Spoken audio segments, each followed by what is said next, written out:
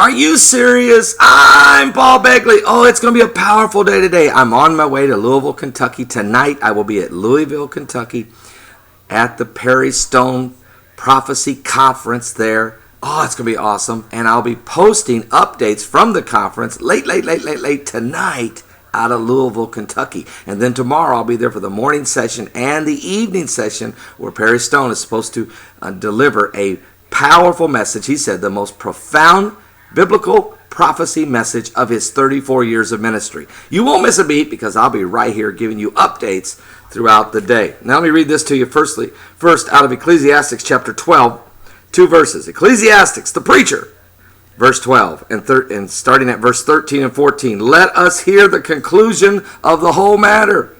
Fear God and keep his commandments, for this is the whole duty of man. For God shall bring every work into judgment and every secret thing, whether it be good or whether it be evil. Now the United Nations, the European Union, Russia, and the United States of America, known as the Quartet, will be meeting on July 26, 2011, in New York City to have what they call open debate on seizing part of the land of Israel, including some of Jerusalem, to create a Palestinian state. And they say they're going to do it without the blessing or the approval of Israel.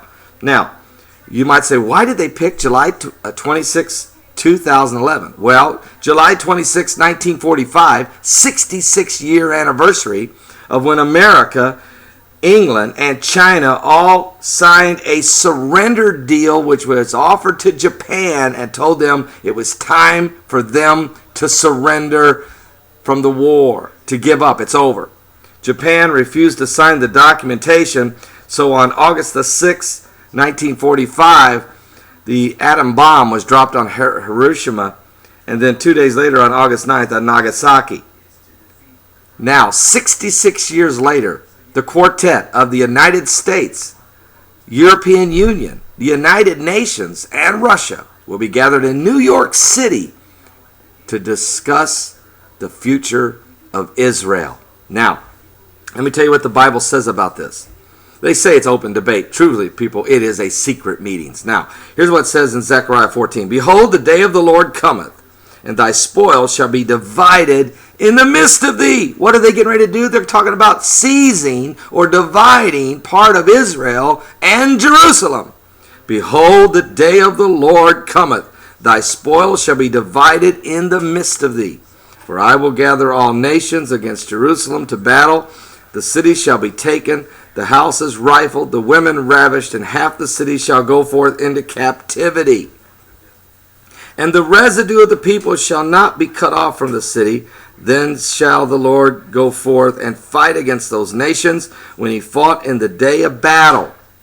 And his feet shall stand that day upon the Mount of Olives, which is before Jerusalem, on the east, and the Mount of Olives shall cleave in the midst thereof, toward the east and toward the west, and there shall be a very great valley. And half of the mountains shall remove toward the north and half toward the south. We're talking about a massive earthquake, so strong it will literally split the Mount of Olives. And ye shall flee to the valley of the mountains, for the valley of the mountains shall reach unto Azel. Yea, ye shall flee like as ye fled from before the earthquakes in the days of Uriah the king of Judah.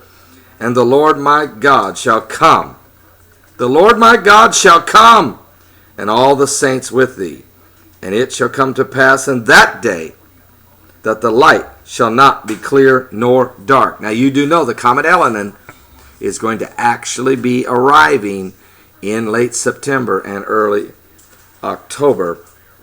And it shall come to pass in that day. The reason I bring that up is because some scientists are saying that 3 days in September that the comet Elenin and its host of meteorites and asteroids could actually block the sun from the earth during Rosh Hashanah, or the Feast of the Trumpets, and that'll be in September 26th through the 30th in that time frame. And it shall come to pass in that day that the light shall not be clear nor dark, but it shall be one day that shall be known to the Lord, not day nor night, but it shall come to pass that at evening time it shall be light. And it shall be in that day that the living waters shall go out from Jerusalem, half of them toward the former sea, half of them toward the hinder sea, and in the summer and in the winter shall it be. And the Lord shall be king over all the earth. In that day shall there be one Lord, and his name one. I'll be talking to you later today from the conference in Louisville, Kentucky. We've got a lot to talk about in Bible prophecy. God bless you. Stay with me today. Stay with me. I'll be right back.